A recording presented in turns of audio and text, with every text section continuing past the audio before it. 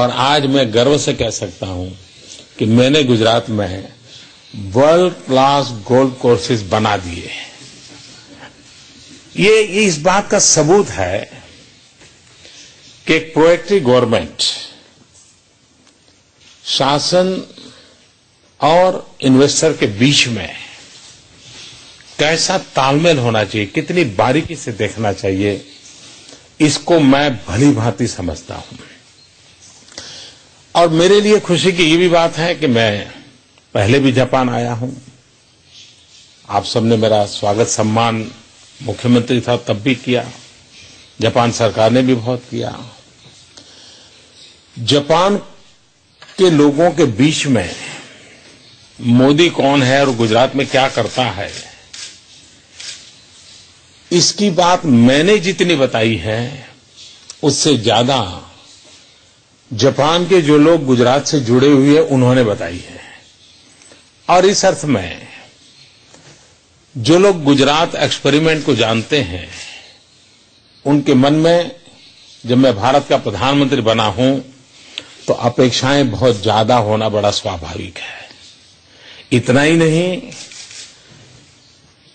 ज्यादा अपेक्षा भी है और जल्दी से सारी बातें हो, ये भी अपेक्षा है। और मैं आपको आज विश्वास दिलाने आया हूं कि पिछले 100 दिन के मेरे कार्यकाल को अगर देखा जाए, मैं राष्ट्रीय राजनीति में नया था। इतने बड़े पद के लिए मैं उस प्रोसेस में पहले कभी रहा नहीं था। मैं एक छोटे राज्य से आया। इन सारी मर्यादाओं के बावजूद भी 100 दिन के भीतर भीतर जो इनिशिएटिव हमने लिए हैं, एक के बाद एक जो कदम उठाए हैं, उसके परिणाम आज साफ नजर आ रहे हैं। हम लोग जापान में जो मैनेजमेंट सिस्टम है उसके रिफॉर्म में कर्जाई सिस्टम को बड़ा महत्व देते हैं। आपको जानकर के खुशी होगी, मैंने आते ही मेरे पीएमओ को और एफिशिएंट बनाने के लिए और प्रोडक्टिव बनाने के लिए कर्जाई सिस्टम से कंसल्ट करके उनको मैंने इंडक्ट किया है। और ऑलरेडी मेरे यहां पिछले 3 महीने से लगातार भिन्न भिन्न डिपार्टमेंट की ट्रेनिंग चल रही है। तो जापान की जो एफिशिएंसी लेवल है वो एटलीस्ट शुरू में मेरे पीएमओ में कैसे आए, उस पर मैं लगातार 3 महीने से काम कर रहा हूं और आपकी एक टीम मेरे यहां काम कर रही है। तो इससे आपको ध्यान में आएगा कि गुड गवर्नेंस ये मेरी प्रायोरिटी है। और जब मैं गुड गवर्नेंस कहता हूं तब आखिरकार ईज ऑफ बिजनेस के लिए पहली शुरुआत क्या होती है? यही तो होती है। कोई भी कंपनी आए तो उसको सिंगल विंडो क्लियरेंस की अपेक्षा रहती है। सिंगल विंडो क्लियरेंस अल्टीमेट से it's a matter of good governance. और इसलिए हमने गुड गवर्नेंस को बल दिया है। उसी प्रकार से प्रोसेस सिंगल विंडो क्लियरेंस की अपेक्षा रहती है। सिंगल विंडो क्लियरेंस अल्टीमेट से it's a matter of good governance. और इसलिए हमने गुड गवर्नेंस को बल दिया है। उसी प्रकार से प्रोसेस क्विक कैसे हो, ऑनलाइन प्रोसेस को बल कैसे मिले, गवर्नेंस में टेक्नोलॉजी का इंपॉर्टेंस कैसे बढ़े, उस पर हमने बल दिया है। कई ऐसे पेंडिंग सवाल, मुझे याद है मैं जब 2012 में यहां आया तो मेरे सामने कुछ बातें रखी गई थी। तब तो मेरे कार्यक्षेत्र में वो विषय नहीं था, लेकिन तब भी मुझसे अपेक्षाएं की जाती थी, मोदी जी ये करिए। लेकिन वो मसले सब ज्यादा तो भारत सरकार के थे। लेकिन शायद आप लोगों को कुछ अंदाज होगा, इसलिए आपने 2012 में से ही मुझे लिस्ट देना शुरू कर दिया था। और उसमें जैसे आप चाहते थे एक बैंक का ओपनिंग हमारे यहां अहमदाबाद में हो जाए, मैंने आते ही पहला काम वो कर दिया, आपको वो बैंक के लिए मैंने परमिशन दे दी। रियल अर्थ के लिए कई दिनों से चर्चा चल रही थी, वो काम पूरा हो गया। ऐसे कई डिसीजन एक के बाद एक। जापानीज बैंक्स का भारत में और ब्रांचेस खोलने की अनुमति ऑलरेडी हमने दे दी। यानी एक के बाद एक निर्णय इतनी तेजी से हो रहे हैं कि जिसके कारण अल्टीमेटली मेरी ये इंप्रेशन है, क्योंकि बीइंग ए गुजराती, मेरे ब्लड में कॉमर्स है, मेरे ब्लड में मनी होता है, और इसलिए मुझे इन चीजों को समझना बहुत स्वाभाविक होता है। मैं नहीं मानता हूं कि बिजनेसमैन को कोई ज्यादा कंसेशन चाहिए। मैं ये समझता हूं कि बिजनेसमैन को ग्रो करने के लिए प्रॉपर एनवायरनमेंट चाहिए, और एनवायरनमेंट प्रोवाइड करना ये सिस्टम की जिम्मेवारी है, शासन की जिम्मेवारी है, पॉलिसी मेकर्स की जिम्मेवारी है। और एक बार सही पॉलिसी मेकिंग का फ्रेमवर्क बन जाता है तो चीजें अपने आप चलती हैं। कभी कभार डिले होने का एक कारण यह होता है कि हम नीचे के तबके के अधिकारियों पर चीजें छोड़ देते हैं। अगर हम पॉलिसी ड्रिवन स्टेट चलाते हैं तो निर्णय करने में नीचे कोई भी झिझक नहीं रहती, छोटे से छोटा व्यक्ति भी बहुत आराम से डिसीजन ले सकता है। और इसलिए हमने प्रायोरिटी दी है पॉलिसी ड्रिवन स्टेट गवर्नमेंट चलाने की। अगर पॉलिसी ड्रिवन स्टेट होता है तो डिस्क्रिमिनेशन भी स्कोप नहीं रहता है, पहले आप वाला मामला नहीं रहता है, और उसके कारण हरेक को समान न्याय मिलता है, हरेक को समान अवसर मिलता है, और उस बात पर भी हमने बल दिया है। अभी हमारी सरकार को 3 महीने हुए हैं। आप व्यापार जगत के लोग हैं तो आप जानते हैं कि ग्लोबल इकोनॉमी और ग्लोबल इकोनॉमी का इम्पैक्ट क्या होते हैं और किस नेशन की इकोनॉमी कैसे चल रही है। पिछला 1 दशक हमारा कठिनाइयों से गुजरा है।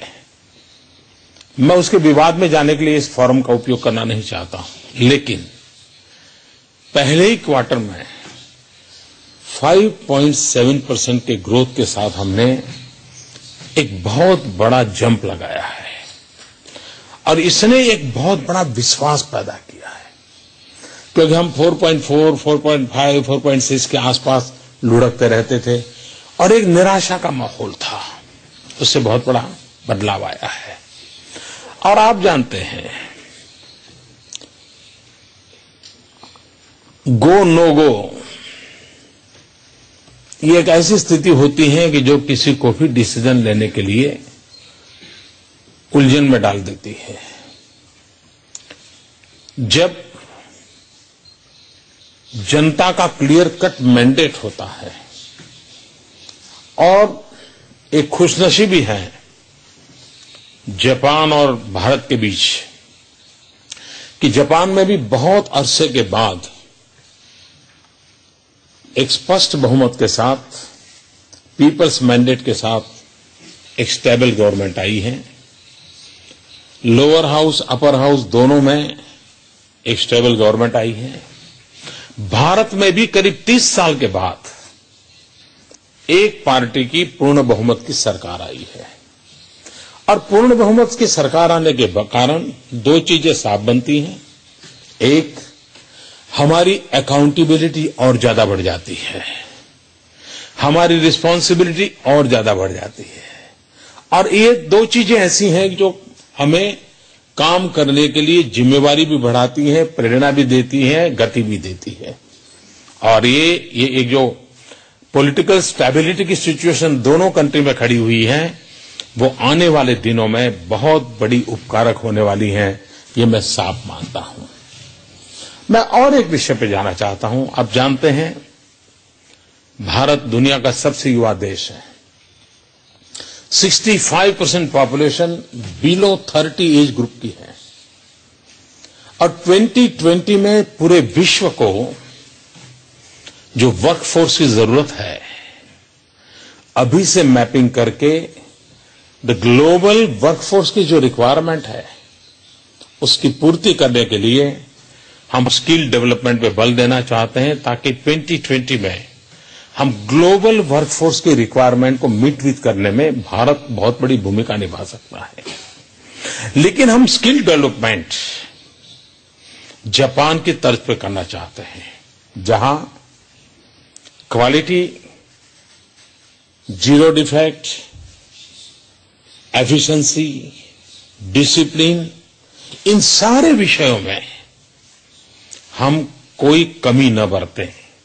और मैं मानता हूं जापान हमें इसमें बहुत बड़ी मदद कर सकता है। मैं जापान के गवर्नमेंट के जिन लोगों से मैं मिल रहा हूं, मैं इनसे ये बात कर रहा हूं कि मुझे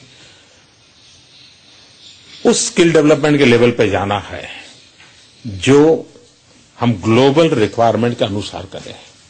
हम ग्लोबल रिक्वायरमेंट का मैपिंग भी करना चाहते हैं और अकॉर्डिंग टू दैट हम लोग हमारे यहां स्किल डेवलपमेंट पे फोकस करना चाहते हैं। उसी प्रकार से जापान के साथ मिलकर के हम रिसर्च के क्षेत्र में आगे बढ़ना चाहते हैं। मानव स्वभाव ऐसा है कि निरंतर रिसर्च अनिवार्य होती है। There is not end of the road research के क्षेत्र में। और ये अगर करना है तो दुनिया में इस प्रकार की जो इंटेलेक्चुअल प्रॉपर्टी है उसको आगे बढ़ाने में कौन कितना मदद कर सकता है। भारत इस प्रवाह में जुड़ना चाहता है, वहां भी एक बहुत बड़ा स्कोप है। 125 करोड़ की जनसंख्या,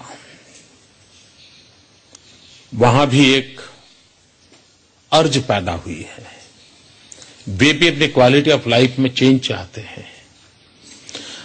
जब 125 करोड़ लोग क्वालिटी ऑफ लाइफ में चेंज चाहते, ये अर्ज भीतर से उठती है, तो हम कल्पना कर सकते हैं कि रिक्वायरमेंट भी कितनी बड़ी होगी।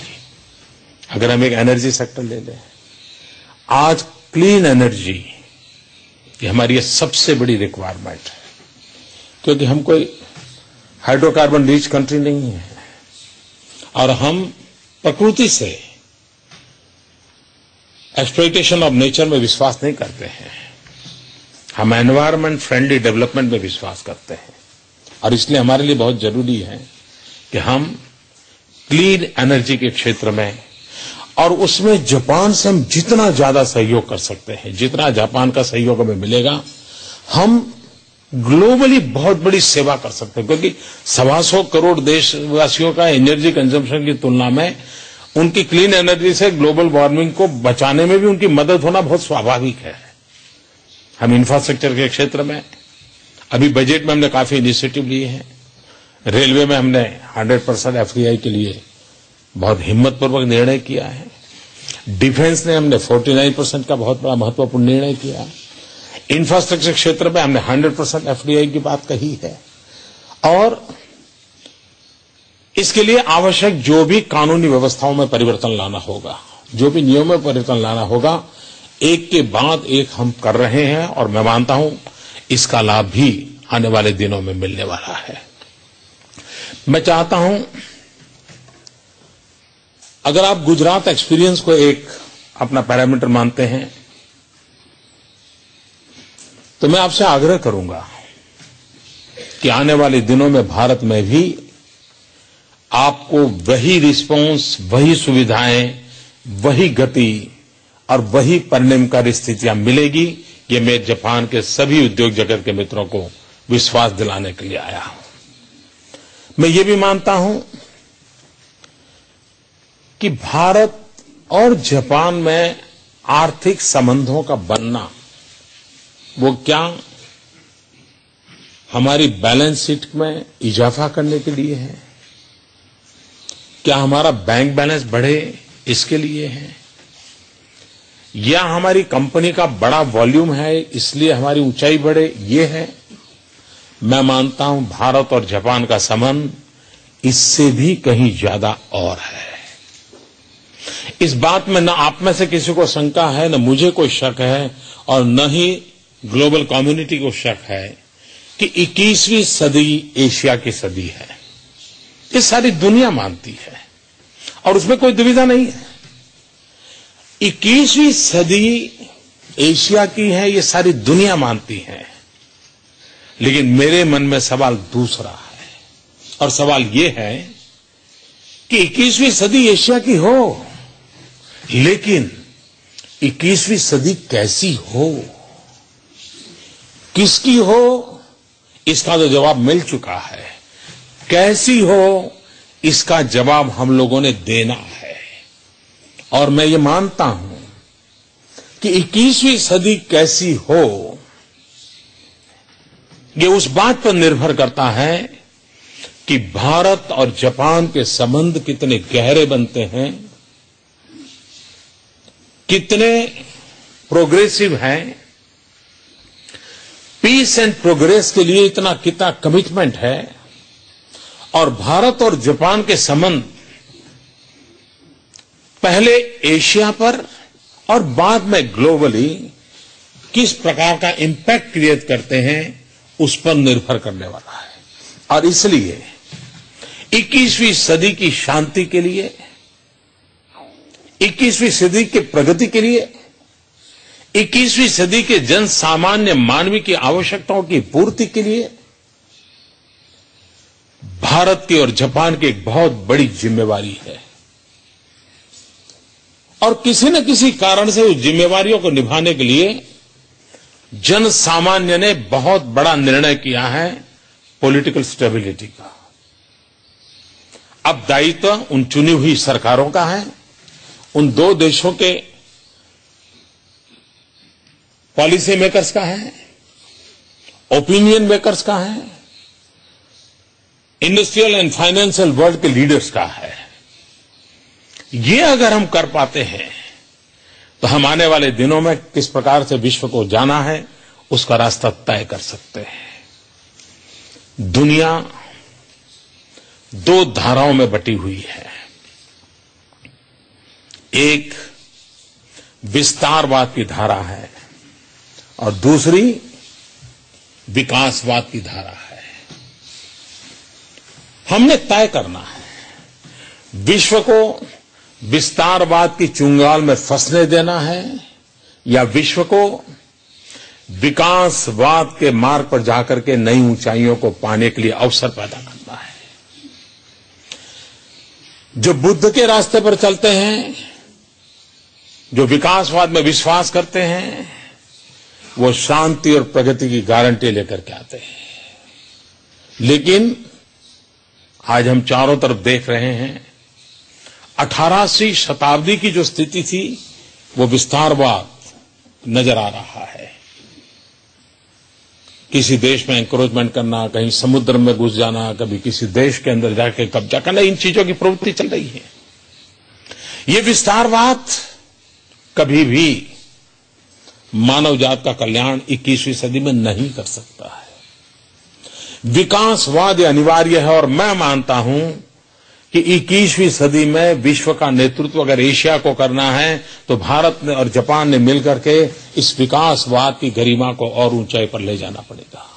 और अगर इसको करना है तो मैं चाहूंगा कि इंडस्ट्रियल वर्ल्ड हो, फाइनेंशियल वर्ल्ड हो, बिजनेस सर्कल हो, हमारे इंटेलेक्चुअल फील्ड के लोग, हम सब ने मिलकर के, भारत और जापान की एक वैश्विक जिम्मेवारी है। ये सिर्फ भारत की भलाई के लिए हम कुछ करें या जापान की भलाई के लिए करें, इस कंपनी की भलाई के लिए कुछ करें या उस कंपनी की भलाई के लिए कुछ करें, यहां तक का सीमित दायरा मिट चुका है। हम उससे बड़ी जिम्मेवारियों के साथ जुड़े हुए हैं और मुझे विश्वास है कि आप एक ऐसे महत्वपूर्ण लोगों के बीच में मैं खड़ा, उस कंपनी की भलाई के लिए कुछ करें, यहां तक का सीमित दायरा मिट चुका है। हम उससे बड़ी जिम्मेवारियों के साथ जुड़े हुए हैं और मुझे विश्वास है कि आप एक ऐसे महत्वपूर्ण लोगों के बीच में मैं खड़ा हूं जो एक प्रकार से दुनिया की इकोनॉमी में बहुत बड़ा ड्राइविंग फोर्स इस कमरे में बैठा हुआ है, जो विश्व की इकोनॉमी को दिशा देने वाले लोग हैं। विश्व की इकोनॉमी में प्रभुत्व पैदा करने वाले लोग मेरे सामने बैठे हैं। इतने बड़े सामर्थ्यवान लोगों के बीच में मैं आज एक ऐसी बात कर रहा हूं जो मानव कल्याण के लिए है, विश्व शांति के लिए है, विश्व के गरीबों की प्रगति के लिए है और उस एक महान दायित्व को पूर्ण करने के लिए भारत अपनी भूमिका निभाना चाहता है। नई सरकार आवश्यक सभी रिफॉर्म करते हुए आगे बढ़ना चाहता है। मैं जापान के उद्योगकार मित्रों से एक और भी बात बताना चाहता हूं। हमने तय किया है कि डायरेक्टली पीएमओ के अंडर में एक जापान प्लस इस भूमिका से एक स्पेशल मैनेजमेंट टीम मैं क्रिएट करने जा रहा हूं जो एब्सोल्युटली जापान को फैसिलिटेट करने के लिए डेडिकेटेड होगी और उसके कारण उनकी सुविधा बढ़ेगी। एट द सेम टाइम हमारे यहां जो इंडस्ट्रियल कामों को देखने वाली जो टीम है, उसके साथ हमारी टीम में मैं जापान जो 2 लोगों को पसंद करे उस टीम में मैं जोड़ना चाहता हूं, जो परमानेंट उसके साथ बैठेंगे, जो आपकी बातों को बहुत आसानी से समझ पाएंगे और वो हमारी निर्णय प्रक्रिया के हिस्से होंगे। ये एक ऐसी सुविधा होगी कि जिसके कारण जैसे ईज ऑफ बिजनेस है तो ईज फॉर जापान भी हो जाएगा। और इस प्रकार से एक स्पेशल इनिशिएटिव भी लेने का हमने निर्णय किया है। मुझे आप सबके बीच आने का अवसर मिला, आपने समय निकाला, मैं आपका बहुत बहुत आभारी हूं। भारत से मेरे साथ बहुत ही बड़ा डेलीगेशन आया है। आप लोग तो एक परिचित होंगे, कोई से परिचित होगा, लेकिन सब लोग सबसे परिचित नहीं होंगे।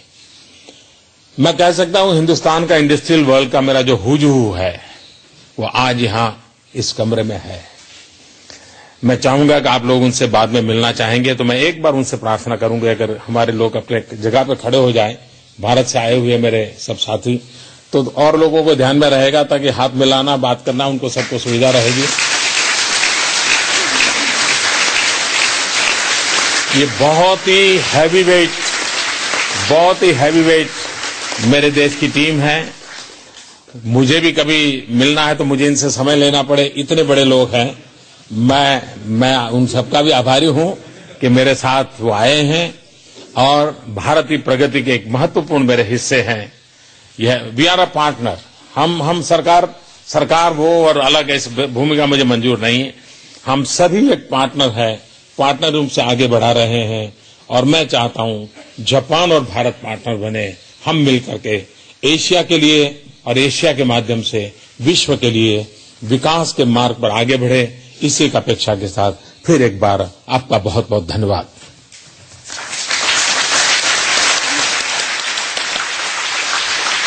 श्री नरेंद्र मोदी ने जापान चैम्बर ऑफ कॉमर्स में व्यापारियों और अपने सहयोगियों को, जापान के सहयोगियों को संबोधित किया और तमाम ऐसी बातें कही जिनसे साफ और सीधा संकेत मिलता है कि प्रधानमंत्री मोदी एक अपने तय प्लान, तय नीति के तहत जापान गए हैं, जिसका एक बड़ा हिस्सा भारत और जापान के बीच में संबंधों को आगे बढ़ाना और इसमें बिजनेस और व्यापार के लिए एक महत्वपूर्ण जगह है। प्रधानमंत्री ने अपना भाषण हिंदी में दिया। जापान चैम्बर ऑफ कॉमर्स के सभी सदस्यों, सभी लोगों को हिंदी में संबोधित किया। प्रधानमंत्री Narendra Modi Japan chamber of commerce में उन्होंने संबोधन दिया अपना। जापान प्लस के नाम से एक टीम गठित होने की बात कही, जो 3 महीने में उन्होंने अपनी जीडीपी को 5.7% पहुंचाने को बड़ी बात बताया।